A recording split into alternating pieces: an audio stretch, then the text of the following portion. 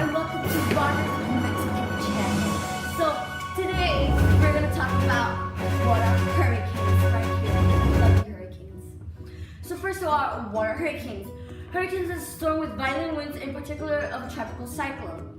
So let's talk about the stages some hurricanes might have. Not all of them, but some. Also, what is the question of the day? This is why I make this presentation. So the question of the day is, how will 2018 hurricane season be like? In one word, you'll know in the future of this. This is why I did this, so you don't. But really, I don't know. But more scientists and meteorologists are right now cracking the case to see how will hurricane season be like, and alert more people to see if it's gonna be destructive or not. So from that, let's move to our presentation. So starting out first with tropical depression right here. So mostly a tropical cyclone with maximum sustained winds of 38 miles per hour or less.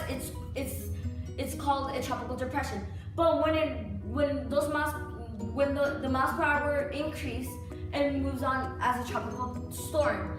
A tropical cyclone with maximum sustained winds of 39 to 73 miles per hour is classified as a tropical storm. Then moving on with a hurricane. A tropical cyclone with maximum sustained winds of 74 miles per hour or higher. In the West Atlantic Pacific, hurricanes are called typhoons. Similar storms in the Indian Ocean and South Pacific Ocean are called cyclones. So all of those names are different. It seems different, but they're the same. They're the same thing. They're this. Moving on. A tropical cyclone with maximum sustained winds of 101 miles per hour or higher is classified as a major hurricane. So it's still a hurricane, so it's still this. That's why it's not here. It's right here, it's a hurricane. So moving on with the Atlantic climatology. So as you see here in this map right here. So the Atlantic hurricane season runs from June 1st to November 30th. The Atlantic basin includes the Atlantic Ocean, which you see right here, the Caribbean Sea, which is way down here, right here, and the Gulf of Mexico, which is right here. So in the yellow lines right here, which you see here, so in the United States, right here. All this line you see right here is where most likely hurricanes might make landfall. So yeah, moving on. What's a Category 1 hurricane? A Category 1 hurricane, or most likely called a Cat 1 hurricane, has winds of between 74 to 95 miles per hour. Falling debris could strike people, livestock, and pets, and older mobile homes could be destroyed. Protected glass windows will generally make it through the hurricane without major damage. Frame homes, apartments, and shopping centers may experience some damage, and snapped power lines could result in short-term power outages. Hurricane Dolly in 2008 was an example of a Category 1 hurricane that went through the southern Texas. So, Texas, Mexico, South Texas, this is where Hurricane Dolly is. South Texas. Who cares? And then here's this picture of the destruction. Right here. Who cares?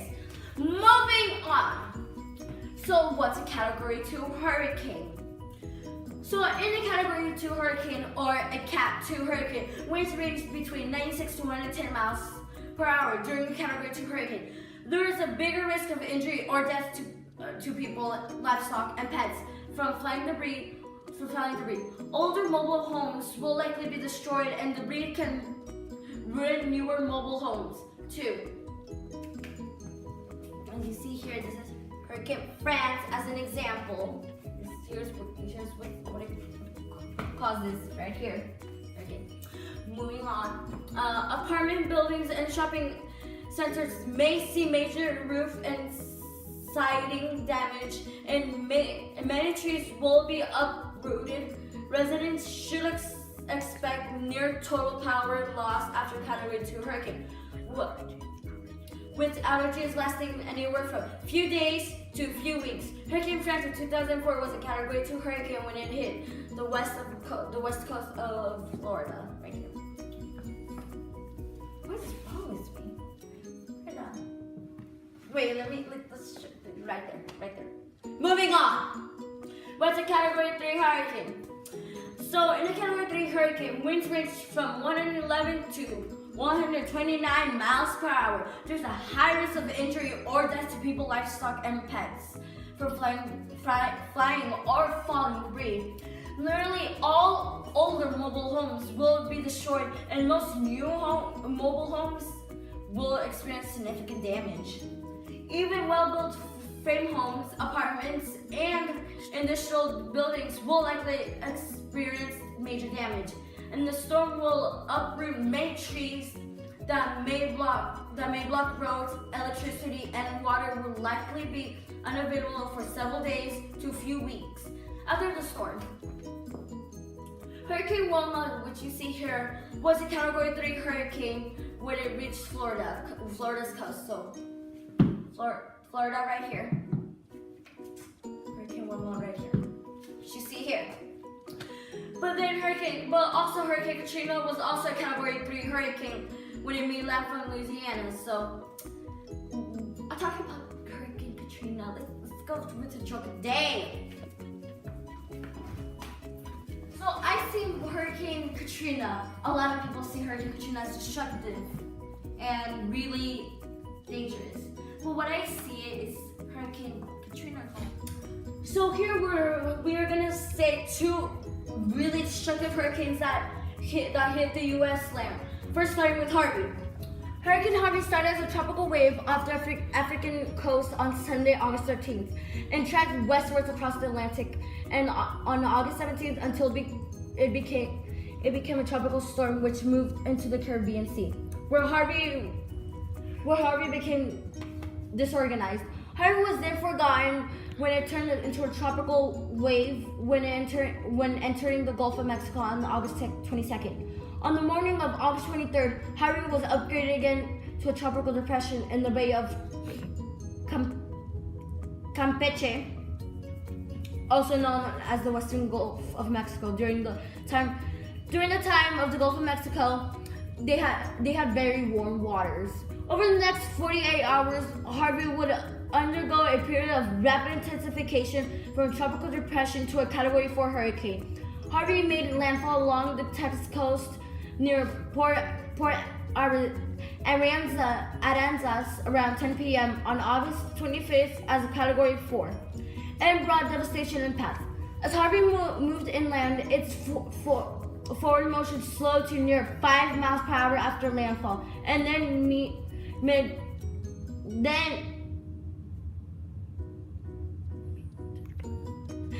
stayed just north of Victoria, Texas on August 22nd.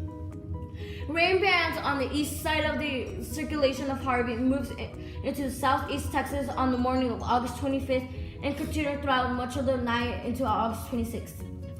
A strong rain band developed over Fort Bend and Brazoria counties during the evening hours of August 26th and spread into Harris County and slowed while traveling from south to north. This resulted in a rapid development of flash flooding between 10 p.m. and 1 a.m. As epic development of flash. Okay. As heavy rainfall rates occurred across much of the Harris County, the morning of August 27th saw additional rain bands continue to develop and produce additional excessive rainfall amounts. As the center of Harvey slowly moved east-southeast and back offshore, heavy rainfall continued to spread throughout much of August 29th and August 30th. Except the widespread of devastation flooding. All of this rainfall caused catastrophic draining issues and made rivers rise rapidly. Only around 10% of the rivers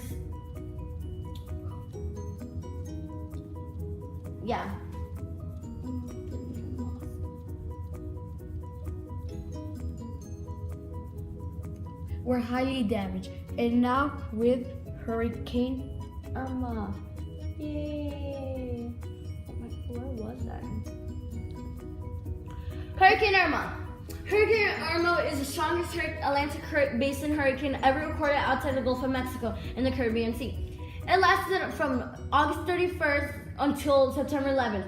Hurricane Irma stretched 650 miles from east to west, affected at least 9 U.S. states.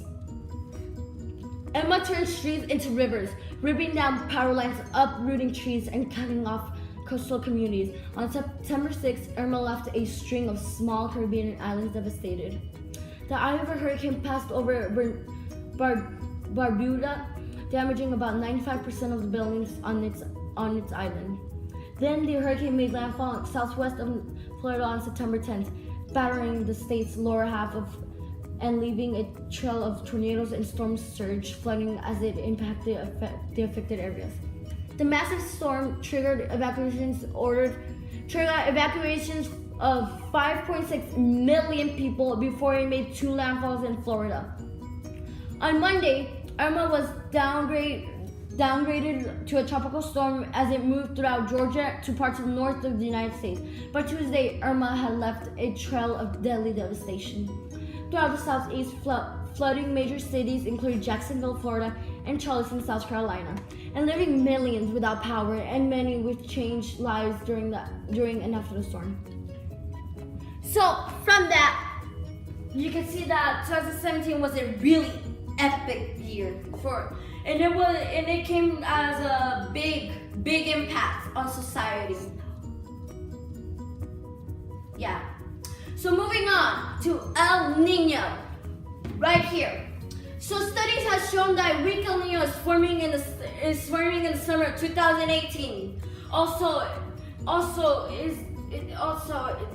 That means that it's forming during the hurricane season on the Pacific. Of the weak El Nino, there might be a slight increase of hurricanes than the ones in the past. El Nino just happens in the Pacific and not the Atlantic. So that's one fact. But the thing is, El Nino can affect the Atlantic hurricane by attracting hurricanes more into the Gulf of Mexico. If you see here on the map, right here, this is actually El Nino, which you see here from February to March. The El Nino affected the area. But then once May, June, July happens, you'll see a little bit of El Nino, a weak El Nino.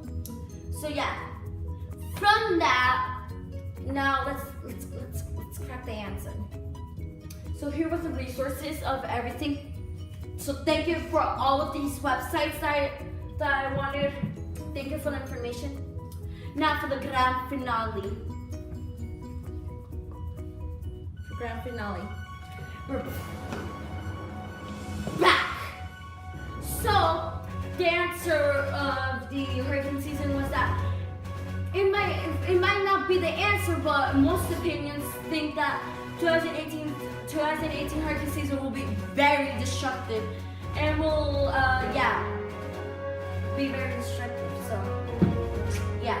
So first, before we end this stream, I want to present someone who helped me. Go time. Big thanks to my brother Robert right here. Thank you, Robert. And thank you for joining us to Wake Up Weather. I'm your host, Roger Chavez, and the cameraman, Robert Chavez. See you next time, I hope. You can take off your hand now. Welcome to my TV show. Today we're going to talk about hurricanes. So, first of all, what are hurricanes? Hurricanes are,